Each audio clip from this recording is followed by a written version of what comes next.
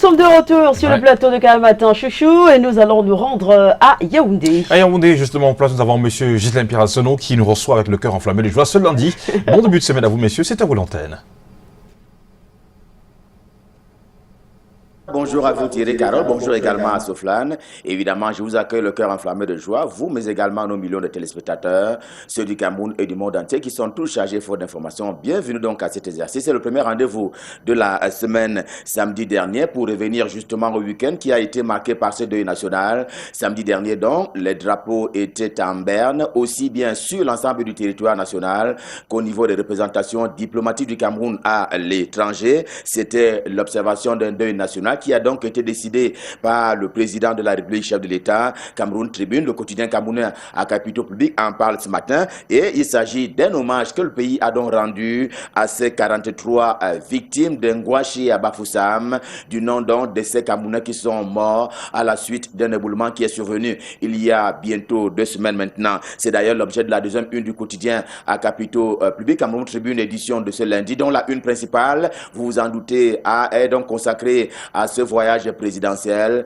Paul et Chantal Biya qui ont donc quitté Yaoundé ce week-end à destination de Paris en France. Et bien entendu, le couple présidentiel répondait ainsi à une invitation du président de la République de France, Emmanuel Macron. Invitation dont l'objet est la participation au deuxième forum sur l'appel à paix, qui fait d'ailleurs partie des préoccupations premières pour ce qui est du Cameroun et dont la participation du couple présidentiel était on ne peut plus évidente. Mais avant de s'envoler pour Paris, le président de la République du Cameroun, Paul Biya, a signé un texte portant convocation du corps électoral pour ce qui est de l'élection des députés de la nation, mais également des conseillers municipaux. Eh bien, cela est donc une messe qui a déjà été dite, si l'on s'en tient au journal L'Indépendant également en kiosque ce lundi. La messe est dite, les conseillers municipaux sont appelés à être renouvelés autant que les élus de la nation pour parler des députés. La messe est dite, écrit donc L'Indépendant qui y voit la fin d'un mandat qui n'a que trop duré.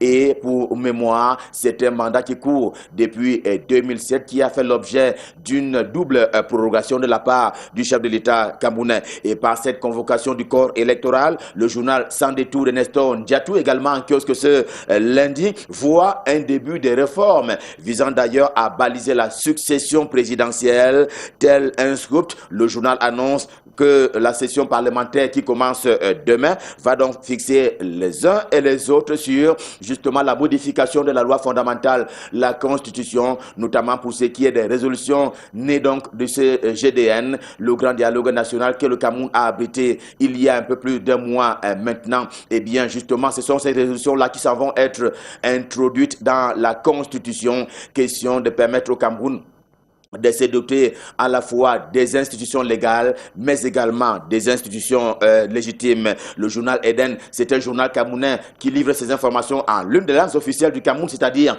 l'anglais cette fois-ci. Le journal rappelle d'ailleurs que les élections auront lieu le 9 février prochain, si l'on s'en tient justement à cette décision présidentielle portant convocation du corps électoral. Paul Biya est resté dans les délais légaux. C'est félicite justement le journal de Eden parce que jusqu'à ce jour, eh bien, il aurait pu être folklore, en tout cas, jusqu'à ce 11 octobre, que dis-je, novembre 2019, le journal de Médiane, un autre journal camerounais d'expression anglaise, lui aussi s'arrête sur cette actualité, et c'est pour indiquer que c'est à tort que certains Camerounais, hélas, ont refusé auparavant de sacrifier au rituel d'inscription sur les listes électorales, et cela n'aura plus que les dire le jour de l'élection. Et pour ce qui est de cette élection encore, ce qui s'avère on ne peut plus constant, c'est que le SDF, le Social Democratic Front, c'est d'ailleurs la deuxième formation politique au Cameroun en termes de scores électoraux,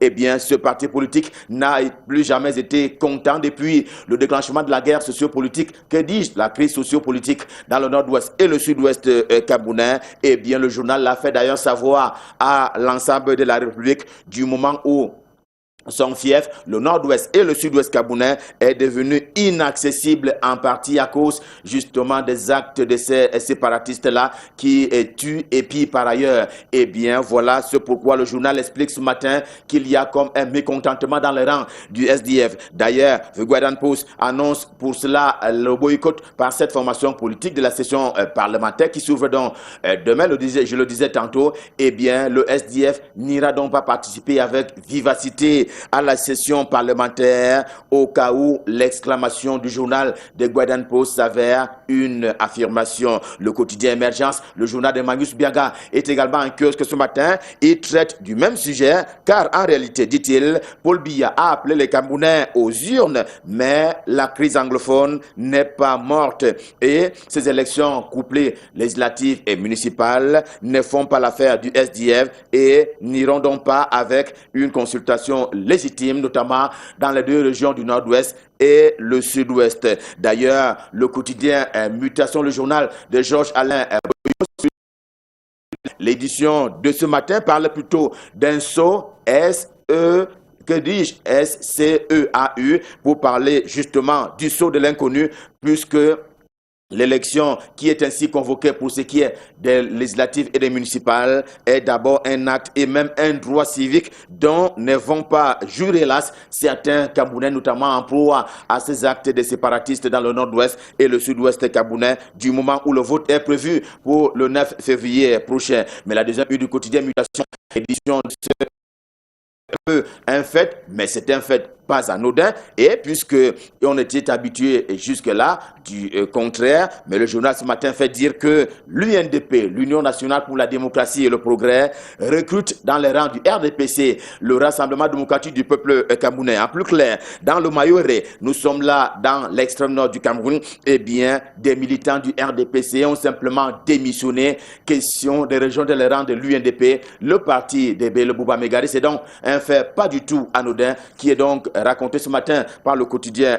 Mutation, une espèce de scoop. D'ailleurs, à propos du RDPC, l'orphelin l'avait décrié en son temps, il le redénonce ce matin à propos du RDPC qui va toujours sans siège, on va dire définitif. Le journal L'Orphelin l'avait déjà dénoncé, il remet cela, eh bien, 34 ans après la création du parti de Paul Biya, le RDPC, il s'avère sans domicile fixe, écarquillé qu'il est entre le lac et même le palais de congrès de Yaoundé, le palais de congrès de Yaoundé qui est par ailleurs un établissement public, même si c'est à caractère commercial. Le journal L'Épervier, au contraire, dans une édition spéciale, édition de ce lundi, récolte déjà les fruits des initiatives de la première dame camerounaise, Madame Chantal Biya, sa créativité qui passe par le CRACER, le CERAC et les synergies africaines. Pour ne prendre que ces exemples-là, eh bien, cette créativité a fini par booster la révolution médicale au Cameroun. C'est ce qui est d'ailleurs salué ce matin par le journal L'Épervier, le journal de Léopold Clovis Nudjo. Épervier pour Épervier, la version ordinaire en ce lundi matin est retournée contre Célestine Ketcha du nom de la ministre camerounaise en charge de l'habitat et du développement urbain, ministre ainsi devenue. Eh bien, la base semble s'être disloquée au profit du MRC, le mouvement pour la renaissance du Cameroun, le parti de Maurice Kamto, qui fait donc une incursion remarquable, somme toute, rappelle encore le journal L'Épervier, édition de ce jour. Retour à Yaoundé, c'est le siège des institutions, puisqu'il s'agit de la capitale camerounaise. Eh bien, avec ces prouesses qui ont donc été réalisées par l'actuel Premier ministre, chef du gouvernement, j'ai nommé Joseph John Ngouté. Si l'on s'en tient au journal Pile au Face, eh bien, selon lui, Joseph John Ngouté conduit l'affaire avec un certain son actif. Il faut mettre le GDN, le grand dialogue national, qui s'est donc tenu avec succès et bonheur, si l'on s'en tient aux explications qui sont proposées par le journal Pile ou Face, édition de ce jour. Et au chapitre du transport sur les routes camerounaises, réalité, c'est le journal de Paul Ngouaré qui dit tout aussi en kiosque ce lundi. Le journal plaide pour qu'une agence de voyage ne soit pas du tout tuée ou complètement tuée. Elle s'est rendue certes coupable, mais selon le journal, il y a lieu de lever les deux mains en direction de Jean-Ernest Masséna Bibert, le ministre camerounais en charge des transports, car ce sont 200 emplois qui sont en danger. En tout cas, c'est un peu Une plaidoirie qui est formulée par le journal Réalité ce matin en direction du ministre en charge des Transports. Réalité est d'ailleurs sous le prisme économique et financier, comme pas habituellement. Justement, à propos de l'économie et des finances, le financier d'Afrique, édition de ce lundi, élargit un peu le débat cette fois-là au niveau sous-régional, rapportant que la BEAC, la Banque des États de l'Afrique centrale, vient d'adopter une charte monétaire qui participe d'ailleurs de la transparence financière. Elle va consister, cette charte-là, à permettre entre les différentes banques de la zone CEMAC, la communauté économique et monétaire des États de l'Afrique centrale, la Voix du Centre, également en kiosque ce lundi, ne l'entend pas du tout de cette oreille. Le journal relève pour le déplorer la mal-gouvernance qui manifestement traverse la BEAC en l'état actuel des choses, et le journal dénote de ce côté-là une espèce de mismanagement lui-même fondé sur les faits graves que porte donc la Voix du Centre, édition de ce jour. Et dans ce traité de chapitre, le soir, ce matin, s'attelle à éventrer ce qu'il appelle les complots ourdis contre les ADC, dont le directeur général était donc allé en guerre contre les pratiques de corruption et même de népotisme. En tout cas, selon le journal, au terme d'une enquête qui a été menée par ces bons soins, eh bien, il y a comme un vent, justement, d'assainissement de ce côté-là, et il salue donc la bonne gouvernance de ce côté-là, comme le fait justement le pélican de Jules Brice Ngaba, côté forêt et faune du Cameroun. Et là-bas, dit-il, le ministre, c'est-à-dire le patron de ce département ministériel, Jules Doré Ndongo, vient pour cela de suspendre d'activité 15 entreprises forestières qui ont d'ailleurs été convaincues d'exploitation illégale de bois, et la croisade n'est pas terminée, prévient donc le journal, et à travers ces explications, il loue naturellement le travail qui est abattu par le ministre Jules Doré Ndongo. Et s'il loue les efforts de ce côté-là, côté forêt et faune, tel n'est pas le cas du journal L'Avenir en kiosque ce lundi matin, le journal qui se demande ce que font encore certains ministres dans le gouvernement Joseph John Ngouté. Et le journal a ciblé pour cela 7 membres du gouvernement. Zéphirin Koloko, le patron de ce journal, accuse les actes manqués de certains collaborateurs de Joseph John Ngouté, le premier ministre chef du gouvernement de la République du Cameroun. Revue de presse Made in Yaoundé, édition de ce lundi, stop fin, le cœur enflammé de joie. Bien évidemment, nous vous avons servi. On prend rendez-vous pour demain quand il sera 7 h pour le même exercice. Pour le moment, je vous invite à nous rendre du côté de Douala, la capitale économique du Cameroun. Question d'y retrouver Michael Chipkio pour la suite et la fin de la revue de presse. Bonjour Michael, c'est à vous à Douala. Bonjour Ghislain Pierre, et la suite à Douala, c'est avec le journal d'expression anglaise de Star qui donne la parole à l'évêque de Manfé qui s'exprime dans ses colonnes ce jour et en larmes pratiquement, lui qui revient sur les différents meurtres enregistrés dans le diocèse de Manfé, les différentes paroisses après des attaques des sécessionnistes. L'évêque de Manfé avec De Star justement qui revient sur ces différentes attaques et rappelle que l'attaque la plus sanglante et la plus difficile est celle du vendredi 1er novembre 2019, quand des hommes armés ont fait irruption dans une paroisse et en pleine messe ont tué le prêtre en célébration d'une balle dans la tête avant de kidnapper un prêtre français et un autre nigérian, et réclament jusqu'ici, et réclamaient à cette époque-là bien sûr un son d'1 million de francs CFA avant leur libération. Mais heureusement, ces deux prêtres ont été libérés quelque temps après. L'évêque de Manfé se livre donc dans les colonnes du journal de Star ce jour et appelle justement le gouvernement a tout fait pour résoudre cette crise qui n'a que causé beaucoup de tort à l'église catholique, notamment dans les parties anglophones du Cameroun jusqu'ici. Le journal nous parle aussi de la convocation du corps électoral pour les élections municipales et législatives pour le 9 février prochain. Le président de la République a donc signé le décret irrelatif malgré la crise justement qu'on observe dans les régions du nord-ouest et du sud-ouest du Cameroun, écrit le journal de Star en kiosque aujourd'hui, et de Post également en fait sa une ce jour. De Post qui regrette un tout petit peu cette convocation du corps électoral pour les municipales et législatives le 9 février prochain, alors que les régions du nord-ouest et du sud-ouest du Cameroun sont toujours en proie aux violences des attaques séparatistes. Le président de la République vient donc de convoquer le corps électoral. Mais comment le scrutin se déroulera-t-il dans ces régions du nord-ouest et du sud-ouest du Cameroun? S'inquiète le journal de Poste en kiosque ce jour. La nouvelle expression croit voir en cette convocation du corps électoral une mise hors jeu des régions du nord-ouest et du sud-ouest du Cameroun, alors que l'opposition dans l'ensemble, ou alors quelques partis politiques de l'opposition étaient d'accord avec le pouvoir pour envoyer les élections. Le temps de régler la crise des régions anglophones et de revoir le code électoral pour éviter les éternelles crises post-électorales depuis 1992, écrit la nouvelle expression.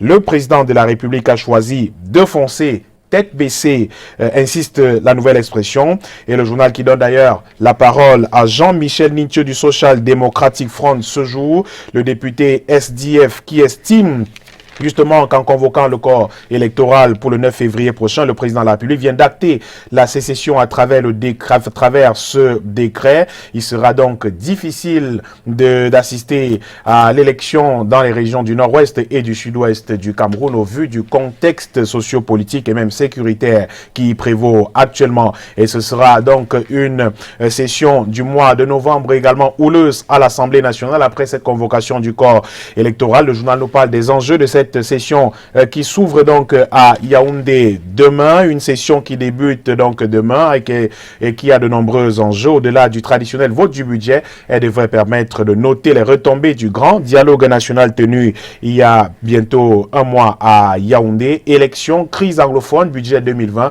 donc au menu de cette session budgétaire, de cette session de novembre au Parlement camerounais. Europe Plus reparle aussi de ces élections, convocation du corps électoral, inquiétude pour les régions du nord-ouest et du sud-ouest du Cameroun. Michel Michaud-Moussala, dans un article publié ce jour, se demande aussi comment le scrutin se tiendra dans ces régions. Les élections auront lieu sur toute l'étendue du pays après cette convocation du corps électoral. Toutefois, le journal s'interroge sur le cas de ces régions du nord-ouest et du sud-est qui suscitent les inquiétudes. Le grand dialogue n'a pas pu apporter la paix escomptée dans ces deux régions. Par ailleurs, les populations de ces régions n'ont pas encore regagné leur village. Comment le pouvoir de Yaoundé pense-t-il qu'il serait possible que le scrutin se déroule dans ces deux régions? En tout état de cause, le président de la République du Cameroun aurait dû souscrire à la sollicitation de l'opposition et même à la résolution du grand dialogue qui sollicitait le report des législatives et des municipales. Malheureusement, il a un chronogramme qu'il tient à respecter, d'où son décret qui a donc été signé hier, conclut le journal Europe Plus en kiosque ce jour. L'hebdomadaire Intégration parle justement de ces batailles électorales contre feu à la sécession dans ces régions du nord-ouest et du sud-ouest du Cameroun. Le journal de Thierry donc qui revient aussi sur cette convocation du corps électoral en s'inquiétant aussi sur la situation sécuritaire et sociopolitique dans les régions du nord-ouest et du sud-ouest du Cameroun. Certains partis politiques réagissent d'ailleurs dans le journal Intégration ce jour, notamment le SDF qui juge peu probable la fin immédiate de l'insécurité dans le nord-ouest et le sud-ouest. Le président régional de ce parti pour la région du centre pense qu'un double scrutin paralysé, estime qu'on aura à faire un double scrutin paralysé par les taux d'abstention record dans la partie anglophone du Cameroun. À l'UDC, on regrette que l'État se soit montré impuissant face à ces défis comme la crise anglophone, un échec qu'on refuse d'assumer en organisant les élections dans un contexte très précaire. Or, le vrai indicateur de la réussite d'une élection municipale, par exemple, est à observer dans les résultats. À l'échec local, on court donc vers une abstention record dans ces deux régions du pays, conclut le journal Intégration en kiosque ce jour, qui essaie un tout petit peu de décrypter la nature des relations entre Donald Trump et Paul Biya, les deux hommes qui se regardent pratiquement en chien de faïence depuis quelque temps, écrit l'hebdomadaire Intégration, après avoir longtemps pilonné Yaoundé, Washington. Il y a quelques jours, a laissé entendre que le retrait du Cameroun de la liste des bénéficiaires de l'AGOA n'était plus un tabou aux yeux des observateurs. L'affaire n'est pas seulement embarrassante, elle est plutôt très compliquée à partir de leur scalp. Les uns et les autres décrivent l'axe Yaoundé-Washington devenu incandescent depuis quelque temps, écrit le journal Intégration. Et pendant qu'on parle d'incandescence entre Paul Biya et Donald Trump, c'est le grand amour entre Paul Biya justement et Emmanuel Macron, le président de la République du Cameroun, qui est donc parti de Yaoundé hier pour rejoindre son homologue français, lui qui prendra part, le chef de l'État camerounais, à ce sommet sur la paix qui s'ouvre donc à Paris, alors que Washington accentue la pression justement sur le régime, sur le chef de l'État du Cameroun, le quotidien Le Messager, qui revient sur ces pressions et note justement que le président de la République a donc quitté Yaoundé hier. Les enjeux de ce sommet sur la paix et même la nature des relations, la coopération entre le Cameroun et la France qui s'accentue depuis quelque temps face à la pression américaine. Décryptage donc à lire dans les colonnes du quotidien Le Messager en kiosque aujourd'hui. Le journal qui reparle justement de cet hommage aux victimes de Gouaché à Bafoussa, mais relève la colère des conducteurs de Corbiya, justement qui ont manifesté chez le gouverneur. À l'origine, le non-paiement de leurs dû. Dans le même temps, la polémique enfle sur la gestion de 200 millions de francs CFA débloqués par le président de la République du Cameroun en hommage à ces victimes. Le journal parle d'un mouvement d'humeur que les conducteurs des Corbiya expliquent par le fait du non-paiement de leurs frais. La plupart venus de Douala soutiennent n'avoir pas perçu les frais au contrat conclu avec l'administration locale. De sources concordantes, ils indiquent être convenus du paiement d'une somme de 100 000 francs CFA pour accompagner les différents corps à leur lieu d'enterrement. Ils n'ont pas été payés. Des revendications qui s'étendent, écrit Le Messager, aux rescapés de l'éboulement d'un Gouaché habitant la zone sinistrés sous Cap. Certains habitants des Guerpis remettent en cause la gestion de ces 200 millions de francs CFA débloqués par le chef de l'État du Cameroun pour l'organisation des obsèques et la prise en charge des personnes décédées ainsi que celle des personnes des Guerpis dans cette localité de Gouaché. Le Messager, calculait à main, tente de comprendre comment les 200 millions de francs ont été gérés par l'administration locale à l'ouest du Cameroun. Le tri-hebdomadaire régional d'information du Nord Cameroun, L'Œil du Sahel, également en kiosque ce jour, revient sur ces élections municipales et législatives du 9 février 2020. La bataille du Grand Nord est désormais lancée alors que le Rassemblement démocratique du peuple camerounais se porte un tout petit peu mal dans certaines localités de cette région du septentrion camerounais en général. Ce sont au total 51 sièges de députés et 89 communes qui seront en jeu. Ces élections locales surviennent dans un contexte particulier marqué dans au moins 3 départements de la région de l'extrême nord par l'insécurité du fait de la secte terroriste Boko Haram, une situation qui fait craindre un taux de participation également très bas et par ricochet une faible légitimité des élus locaux dans les 6 conscriptions concernées, écrit L'Œil du Sahel. Jusqu'à là, confortablement installé dans cette partie du pays, le RDPC jouera gros à travers ses plénipotentiaires et ses élites politiques dont certaines figures sont ostensiblement critiqués en ce moment. Et d'ailleurs, certains militants de ce parti politique ont rejoint les rangs de l'Union nationale pour la démocratie et le progrès. Ils sont plus de 470 militants du RDPC qui ont quitté la formation politique. Ils ont solennellement été présentés au cours d'un meeting le 8 novembre dernier à Baimboum. C'est dans une localité de l'extrême nord du Cameroun. Le week-end était donc très agité dans cette localité après la célébration de l'ascension